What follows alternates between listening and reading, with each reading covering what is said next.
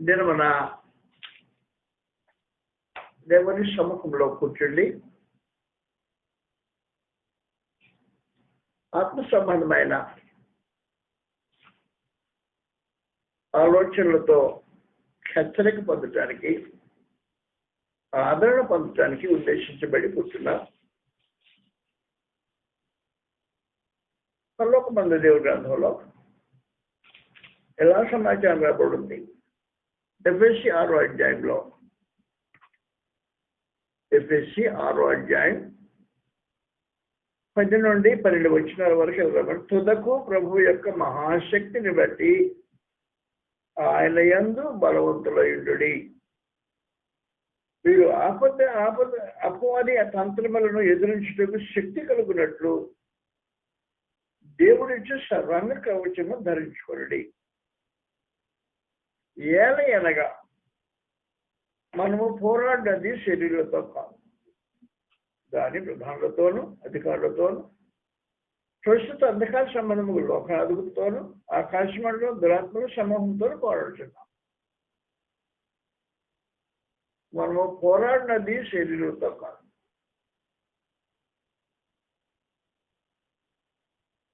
ఈ పోరాడే కార్యక్రమాన్ని గురించి మాట్లాడినప్పుడు ఏం చేశాడు అంటే,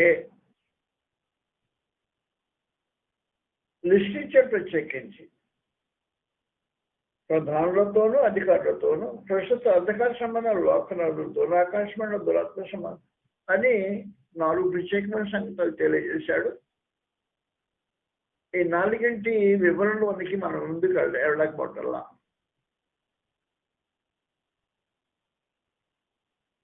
ప్రాథమికంగా మనం పోరాడినది శరీరంతో కాదు,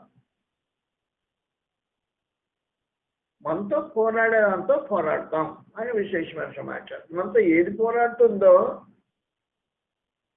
మన ఆత్మలకు విరోధంగా ఏది పోరాడి మనల్ని వశపరుచుకోవటానికి ఆలోచన చేస్తుందో దాని గురించి మాట్లాడతారు ఈ సమయంలో ప్రత్యేకించి. కాబట్టి 1 పేతురు 2వ అధ్యాయంలో 11వ వచనం రాబడింది. 1 పేతురు 2వ అధ్యాయము 11వ వచనంలో ఏముంది అంటే, మీరు పరదేశులను యాత్రికులై ఉన్నారు గనక ఆత్మకు విరోధముగా పోరాడు సమాచారం. ఆత్మకు విరోధముగా పోరాడే శరీర ఆశలకు విరోధంగా పోరాడే జాగ్రత్త. మీకు విరోధంగా పోరాడే అవి ఉన్నాయి. మీరు పోరాడాల్సిన వాళ్ళు ఉన్నాయి, కానీ మీకు విరోధంగా పోరాడే ఉన్నాయి. మీకు విరోధంగా పోరాడేవి ఏమంటే శరీరాశలు మీకు విరోధంగా పోరాడుతుంటాయి. మీ ఆత్మను వశపరుచుకోవటానికి శరీరాశలు పోరాడుతుంటాయి. ఆత్మను వశపరుచుకునే కార్యక్రమం.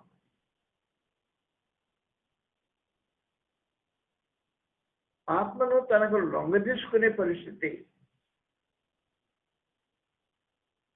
కాబట్టి శరీరాశలకు విరోధంగా పోరాడండి. మనం పోరాడేది శరీరంతో కాదు. శరీరంతో అంటే మనుషులతో మనం జగడం ఆడం అనగడం, మనుషులతో తగాదాలు పెట్టుకోం, మనుషులతో అనవసరమైన ఇబ్బందులు తెచ్చుకో.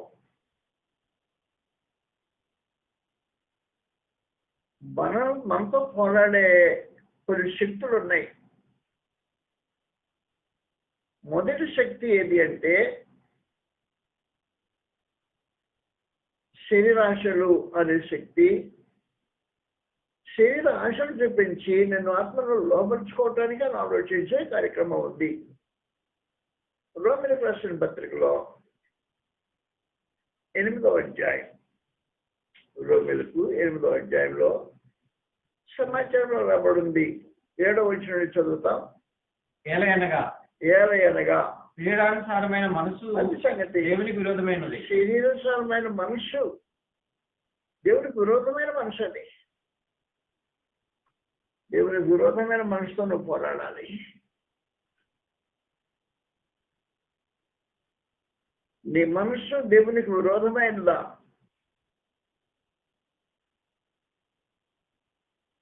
ఆత్మ సంబంధివి కాదు, దేవుని సంబంధివి కాదు. ఆత్మకు విరోధంగా పోరాడే మనసు అపవాది సంబంధమైన మనసు. అది అపవాది సంబంధమైన మనసు. శరీర సంబంధమైన మనసు దేవునికి విరోధంగా పోరాడతాడు. చదువుతాం అట్లు 7వ వచనంలో ఇలా ఏలయనగా శరీరానుసారమైన మనసు శరీరానుసారమైన మనసు దేవునికి దేవునికి విరోధమైంది. అది దేవుని ధర్మశాస్త్రానికి లోపడదు, దేవుని చిత్తానికి లోపడదు. ఏమాత్రము లోపడలేదు. కాగా శరీర స్వభావం కలవాడు. నీకు శరీర మనస్సు శరీర స్వభావం రెండు సమాచారం.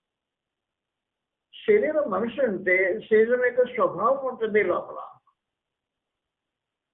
శరీర స్వభావంతో మనుషులు పనిచేస్తారు. శరీర స్వభావం లోపల ఉండి శరీరం మనసు బయటకు వచ్చేస్తుంది. అందుకని ఇప్పుడు ఏమంటున్నాడు అంటే శరీరం యొక్క స్వభావం, ఈ స్వభావంతో మనుషులు పోరాడాల్సిన అవసరం ఉంది. ఎంతగా పోరాడాల్సిన అవసరం ఉందంటే ప్రభువైన యేసు ఇది ఇలా తెలియజేశారు. మార్కు సువార్తలో 9వ అధ్యాయం 42వ వచనం చదువుతాం. నా యందు విశ్వాసం ఉంచి ఈ చిన్న వారిలో ఒక అభ్యంతరపరిచిన వాడు ఎవడో వాడు మెడకు పెద్దడి తిరుగుడాయి కట్టబడి సముద్రంలో పడవేయటం వానికి మేలు. నీ చెయ్యి నిన్ను అభ్యంతరపరిచిన దానిని నరికివేయను. నీ నిత్యత్వానికి నీ చెయ్యిని అభ్యంతరపరిస్తే అభ్యంతరమైన పనులు చేసేది చెయ్యి, అభ్యంతరమైన రాతలు రాసేది చెయ్యి, అభ్యంతరమైన వస్తువులు తాకేది చెయ్యి, అభ్యంతరమైన పరిస్థితులు జరిగించేది చెయ్యి. నీ చెయ్యి నేను అభ్యంతరపరుస్తూ ఉంది. నీ నిత్యత్వాన్ని అభ్యంతరపరు, నీ జీవితాన్ని, నీ జీవాన్ని, నీ బాంధవ్యాన్ని అభ్యంతరపరుస్తూ ఉంది. నీ చెయ్యి నేను అభ్యంతరపరిచిన ఎడలా దాన్ని నరికివేయి అని సమాచారం, కజ్జాయి అని సమాచారం.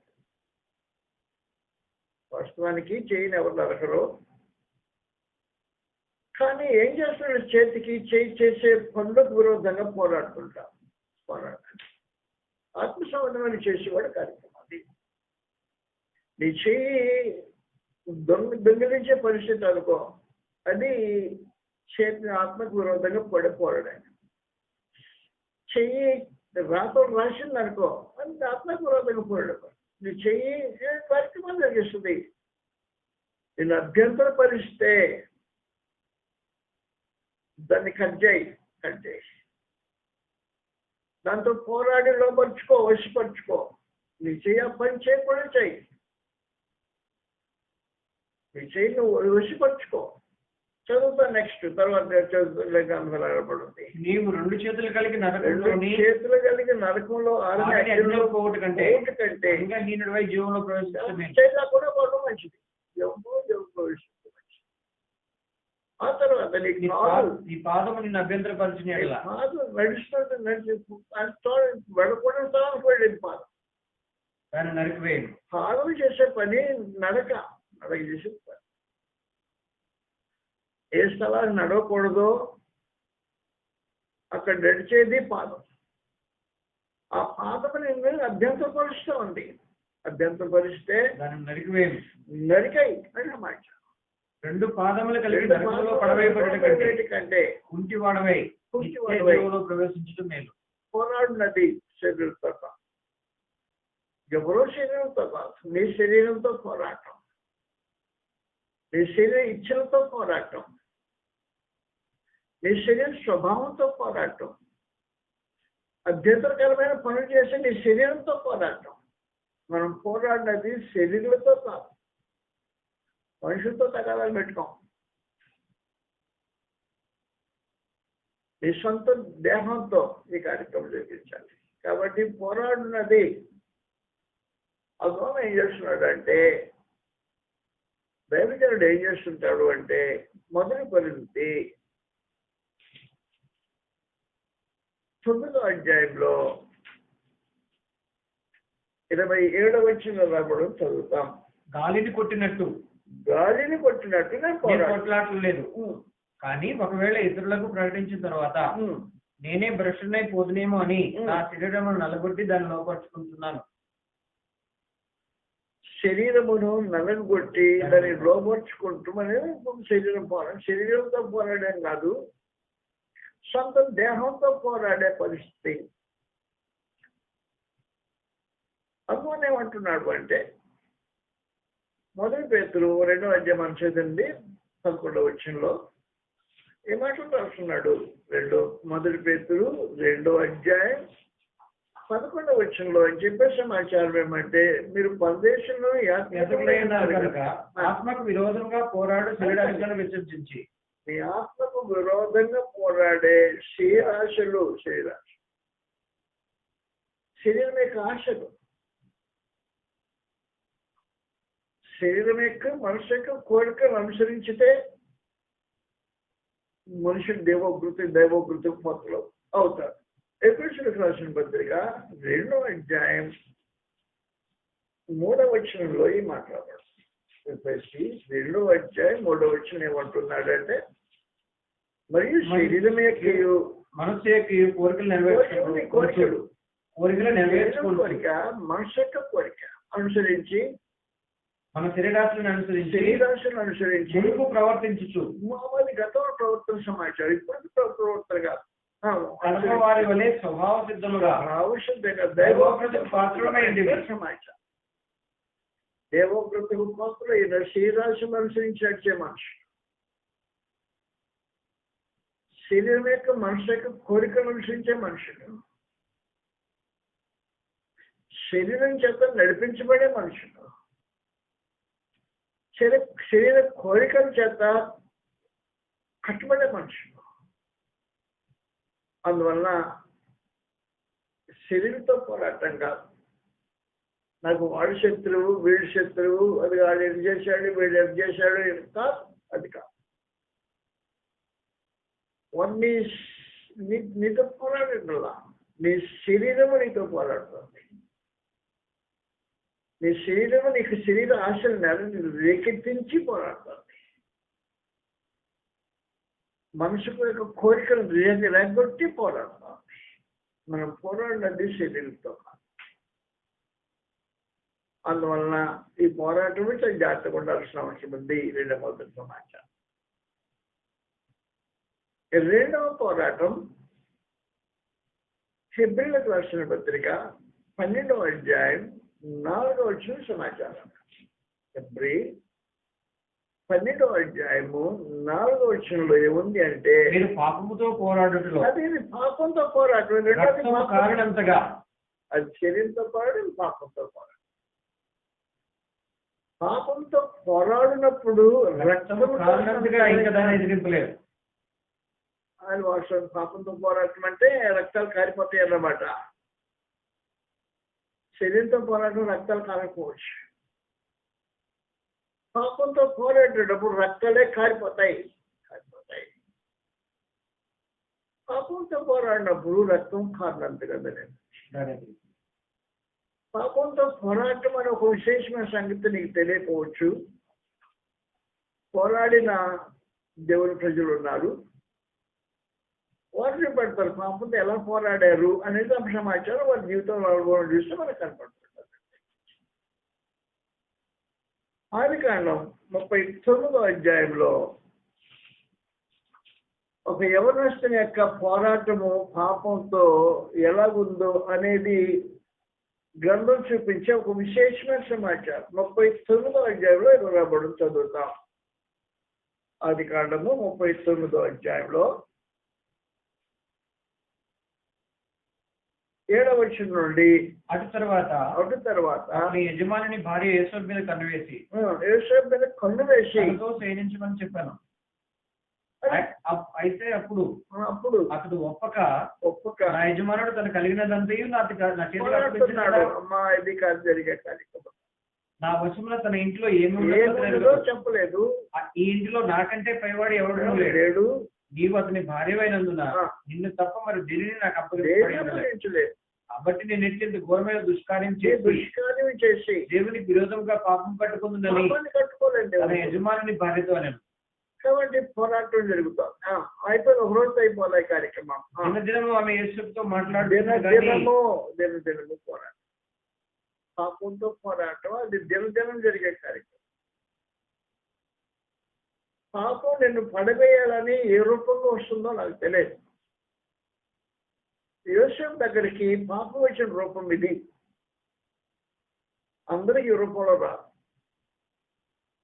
అందరికి రూపంలో రా. పాపం తన రూపాన్ని మార్చుకుంటుంది. డ్రెస్ మార్చేసుకుని వచ్చేస్తుంది. అక్కడ డ్రెస్ మార్చుకుని వస్తుంది పాపం. ఎవరి దగ్గరకు వస్తుంది అంటే ఆదికాండం 4వ అధ్యాయంలో 7వ వచనం ఎవరి దగ్గరకు వస్తుంది చెప్తాను కదా. ప్రత్యేకించి పాపం ఎవరి దగ్గరకు వస్తుంది? మోజుపడి. ఆదికాండం 4వ అధ్యాయం 7వ వచనం. నీవు సత్క్రియ చేసిన ఎడల తలనెత్తికొనవా? సత్క్రియ చేయని ఎడల వాటిట పాపం పొంచి ఉండును. అది గుర్తుపడు. సత్క్రియ చేయని వారి దగ్గరికి పాపం వస్తుంది, పొంచి ఉంటుంది, వేషం మార్చుకుని వస్తుంది. యోసేపు దగ్గరికి పొతిఫర్ భార్య రూపంలో వచ్చింది, దినదినం వచ్చింది. నీ దగ్గరికి అలా రాదు. నీ దగ్గరికి గర్భం మార్చుకొని వేరే రూపంలో వచ్చేస్తుంది. సత్క్రియ చేయని ప్రతి మనిషి దగ్గరికి పాపం వస్తుంది. సత్క్రియ విశ్వాసి దగ్గరకు, విశ్వాసికి సత్క్రియకి సంబంధాలు ఉన్నాయి. తీతు పత్రికలో 3వ అధ్యాయం 8వ వచనంలో రాబడింది. తీతు పత్రిక ఈ మాట నమ్మదగినది కనుక, ఈ మాట నమ్మదగినది కనుక దేవుని విశ్వాసం ఉంచిన వారు, దేవుని విశ్వాసం ఇచ్చిన వారు సత్క్రియలను శ్రద్ధగా చేయటకు మనసుంచున్నట్లు. నీకు దేవుని విశ్వాసం నిజమైతే సత్క్రియను శ్రద్ధగా చేస్తూనే ఉండిపోవాలి. సత్క్రియ చేస్తే పాపం దగ్గరికి రాదు. వేషాలు మార్చుకొని సమీపించదు.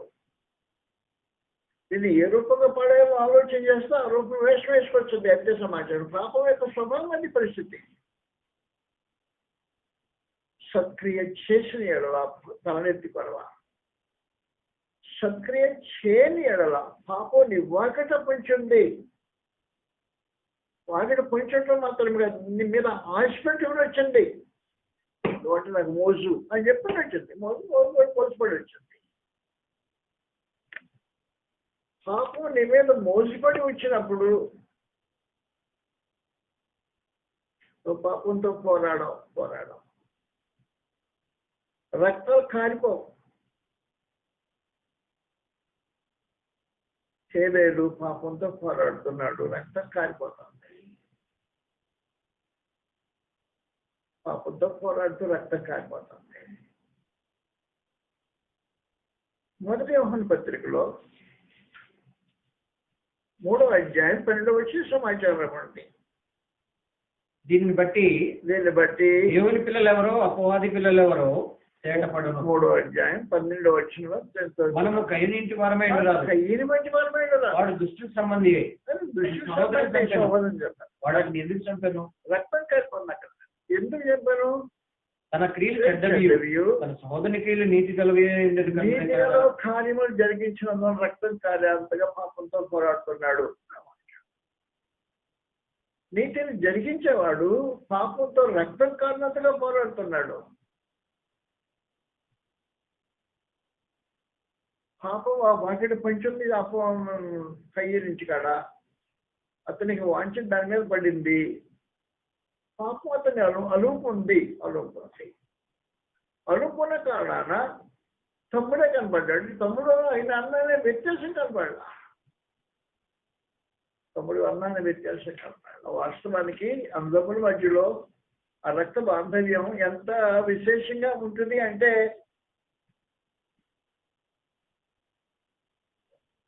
విశేషంగా ఉంటుందంటే చెప్తాను మీరు. అందువల్ల ఏం జరుగుతుందంటే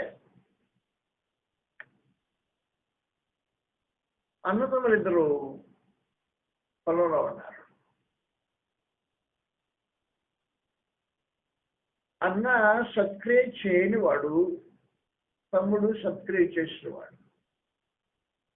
సత్క్రియ చేసిన కారణాన రక్తం కారణంతగా పాపంతో పోరాడు. అన్న కొట్టేసి పెట్టాడు. చదువుతా మాటలు 4వ అధ్యాయంలో రక్తం భూమి మీద పడి మాట్లాడుతోంది. రక్తం కారణంతగా పాపంతో పోరాడిన ఒక విశేషమైన వ్యక్తిత్వం కలిగిన సత్క్రియ చేసే మనుషులు ఎక్కడ చెప్తారు. 10వ వచనం నుండి రాబడింది. 4వ అధ్యాయం 10వ వచనం నుండి. ఆదికాండము 4వ అధ్యాయం 10వ వచనం నుండి రాబడింది. చదువుతాం. నీవు చేసిన పని ఏమిటి? తమ్ముడి రక్తం యొక్క స్వరము నేలలో. తమ్ముని యొక్క రక్తం యొక్క స్వరం. నువ్వు చేసిన పని ఏంటి? రక్తం కారినప్పుడు అక్కడ పాపంతో పోరాడుతుంటే రక్తం కారిపోయింది. నీ తమ్ముని యొక్క నీ తమ్ముని యొక్క స్వరం కాదు అది. నీ తమ్ముని రక్తం యొక్క స్వరం మాట్లాడుతుంది. పాపంతో రక్తం కారినంతగా పోరాడిన ఒక విశేషమైన కార్యక్రమం. అందువల్ల ఏం జరుగుతుందంటే పాపంతో పోరాడాలి, పాపంతో నిరంతరం పోరాడాలి. పాపం తన డ్రెస్సులో మార్చుకుని వచ్చేస్తుంది. డ్రెస్ మార్చుకొని ఏ డ్రెస్లో వస్తే నువ్వు పడతావో ఆ డ్రెస్లో నీ దగ్గరకు వస్తుంది. యోసేపు ఏ డ్రెస్లో పడతాడో ఆ డ్రెస్లో వెంటబడింది. యోసేపు పడలా, నువ్వు పడవచ్చు. యోసేపు డ్రెస్లో రాదు, యోసేపు దగ్గరకు వచ్చిన డ్రెస్ నీ దగ్గరకు రాదు, గ్యారంటీ. అంటే నా పాప అబద్ధం నువ్వు పడవు కాబట్టి నీ దగ్గర నువ్వు పడే రూపంలో వస్తాను దగ్గరకు వస్తాను. పాపంలో పడవేసే ఒక విశేషమైన కార్యక్రమంలో పాపంతో పోరాడాలి. అవసరమైతే రక్తం కారణంతకి నువ్వు పోరాడలేదు అన్నాడు. శబరీలారా వీరికి పోరాడాలి. రక్తం కారణంతగా పోరాడిన మనుషులు ఉన్నారు. పాపంతో రక్తం కారణంతగా పోరాటం అనే ఒక విశేషమైన కార్యక్రమం ఉంది.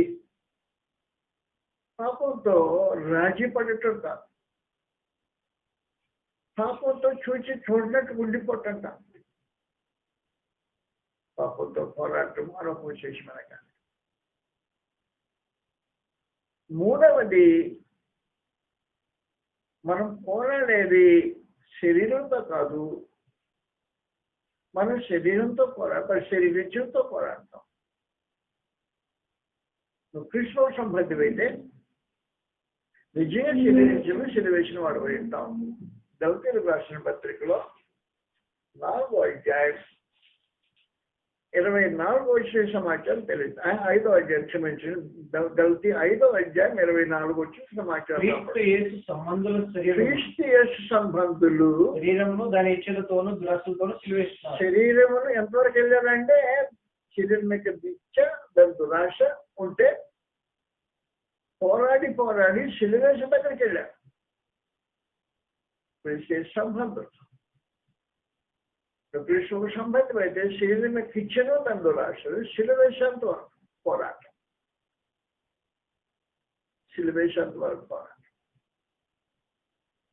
కాబట్టి ఇప్పుడు పాపంతో పోరాటం, రక్తం కారణంతగా పోరాటం.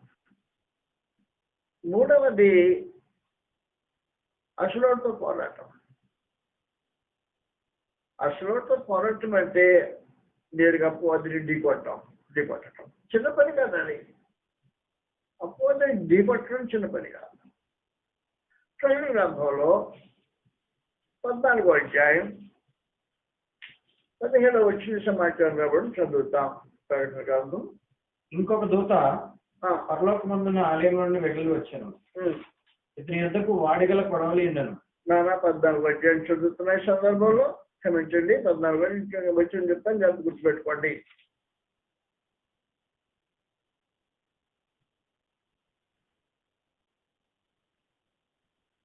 క్షమించండి, 17వ అధ్యాయం. ఇది 17వ అధ్యాయం 14 వచ్చిన సమాచారం రాబడింది. వీరు గొర్రె పిల్లలతో యుద్ధం చేతురు కానీ, వారు కొంతమంది గొర్రె పిల్లలతో యుద్ధం చేతురు కానీ, గొర్రె పిల్ల ప్రభువులకు ప్రభువును, ప్రభులకు ప్రభు, రాజులకు రాజునై ఉన్నందున తనతో కూడా ఉండిన వారు ప్రభుత్వంతో పాటు ఉన్నవారు పిలువబడిన వారై ఏర్పరచబడిన వారై నమ్మకమైన వారై ఉన్నందునను ఆయన ఆ రాజులను జయించాడు. కాబట్టి మనం పోరాడినది క్రీస్తు ప్రభుతో పాటు పక్షంగా ఉండి పోరాడు. నీ ఒంటరి పోరాటం కాదు ఇది, క్రీస్తు ప్రభు పక్షంగా ఉండి పోరాటం. క్రీస్తు ప్రభు పక్షంగా ఉండి పోరాడేటప్పుడు ఏం జరుగుతుందంటే, ప్రభువుని యేసు విజేత, జయించిన మహానీయుడు. ప్రభువుని యేసు యొక్క విజయాన్ని గురించి ప్రత్యేకించిన సమయంలో మరోసారి మాట్లాడుకుంటాం. కానీ నేడు ప్రత్యేకించి ప్రభువుని యేసుతో పోరాటం జీవితం జీవించే మనిషి. వారు రాజులను జయించేది అన్నాడు, ఆయన రాజులను జయించాడు. నీవు ఆ పక్షంగా ఉండగా కాబట్టి పోరాడినది శరీరంతో కాదు. కాబట్టి ఇప్పుడు ఆత్మ సంబంధమైన వ్యక్తులతో బలగాలతో చేపడతాం. అప్పుడు అది రోమును కేంద్రంగా చూసుకొని పోరాడని దిగాడు. క్రీస్తు సంఘాన్ని ఆధారం చేసుకుని ప్రభువుని యేసు పోరాడని దిగాడు. అప్పుడు అది రోములో, క్రీస్తు తన సంఘంలో ఇద్దరు పోరాటం మొదలెట్టేశారు. ఈ పోరాటంలో అప్పుడు అది ఏం చేశాడు అంటే తన సైన్యాన్ని దించాడు. ఆ సైన్యము రాజుల రూపంలో వచ్చారు, లోపల వచ్చేసారు. రూపంలోకి వస్తే సంఖ్య యొక్క రూపంలో ఆ రాజును ఎదుర్కొన్నాడు క్రీస్తు. చెప్పేసి ప్రత్యేకించి ఆయనతో కూడా ఉన్నవారు. ఇది ప్రత్యేకించి మనం చదవాల్సిన విశేషమైన గాథ. అందులో నేను మీకు ఏమన్నా చేస్తున్నానంటే, మనం పోరాడినది శరీరంతో కాదు, శరీరంతో, శరీరం యొక్క ఇచ్చలతో, శరీరం యొక్క కోరికలతో, శరీరం యొక్క భావాలతో, శరీరం యొక్క స్వభావంతో పోరాడినది. మనం పోరాడినది పాపంతో. పాపం తన రూపాలు మార్చుకొని రకరకాల రూపాల్లో ప్రవేశిస్తుంటాడు. అన్ని రూపాలు ఒకే రూపం, ఒకే విధం కాదు. యేసు దగ్గరకు వచ్చిన రూపం వేరు. పోరాడాడు మనిషి. ఎంతవరకు పోరాడాడు అంటే చెరసాల్లో వెళ్ళే వరకు పోరాడాడు. సమస్య లేదు. కానీ క్రీస్తు సంఘం దగ్గరకు వచ్చినప్పుడు మీరు పోరాడినప్పుడు రక్తం కారణందుకు పోరాడలేదని అన్నారు. ఆ పోరాటం చూపించారు ప్రత్యేకించి. రక్తం కారణంగా పోరాటం ఎలా ఉంటుందో చేవేరునందు రక్తం కారణంతో పోరాటం అంటే ఎలా ఉంటుంది. నీటితో దుర్నీతి నిరంతర పోరాటంలో ఈ కార్యక్రమం కొనసాగుతుంటది. అప్పుడు అది తన స్థితిలో క్రీస్తు తన సంఘంలో ఢీకొట్టుంటారు.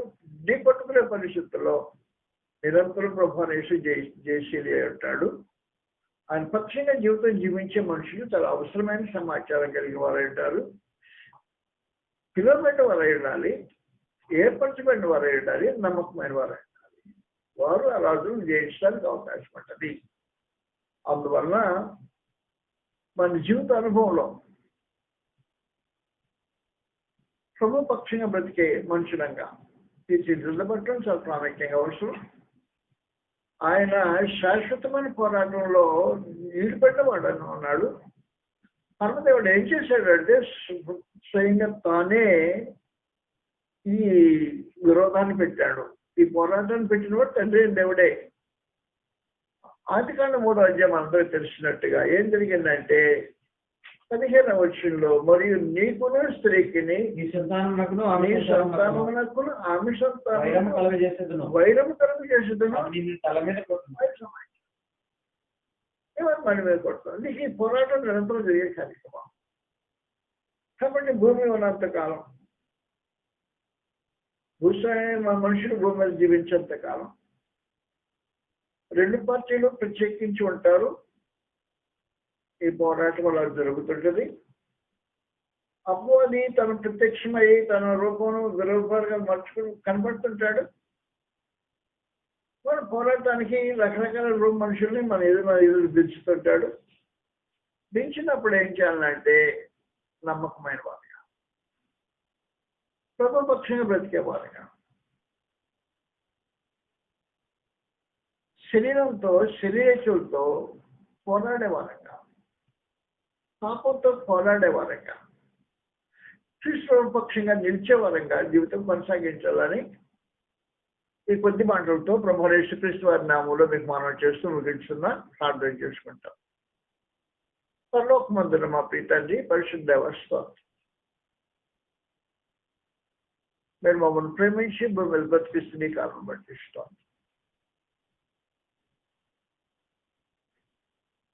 మిమ్మల్ని ఆరాధించడానికి చేరువచ్చిన మాకు మీ గ్రంథంలో నుండి ఇచ్చే సమాచారం ఇస్తాం.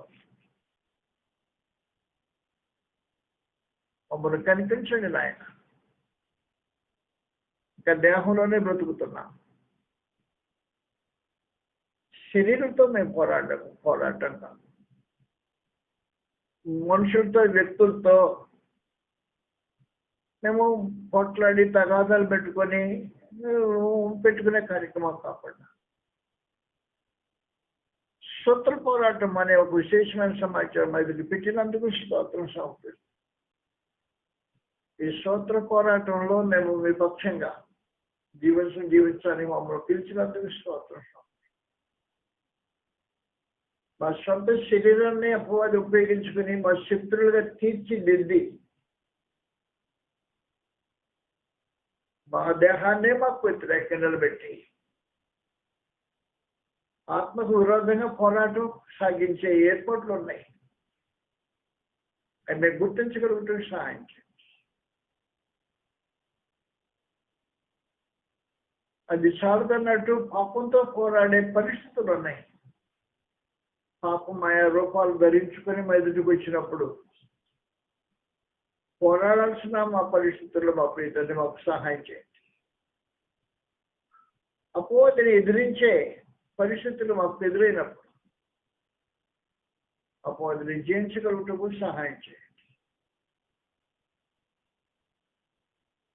ఆత్మ సంబంధం ప్రజలుగా మేము తీర్చిదిద్దండి నాయన. మా విధేయతలు అయితే క్షమించండి. ఎక్కడ బలహీనమో అక్కడ బలపరచండి. ఎక్కడ పొరపాటు చేస్తున్నామో అక్కడ దిద్దుకోవడానికి సహాయం చేయండి. ఎక్కడ ఓడిపోతున్నామో అక్కడ కనికరించి నిలబెట్టి శక్తిని అనుగ్రహించి పోరాడే పటిమను అనుగ్రహించండి.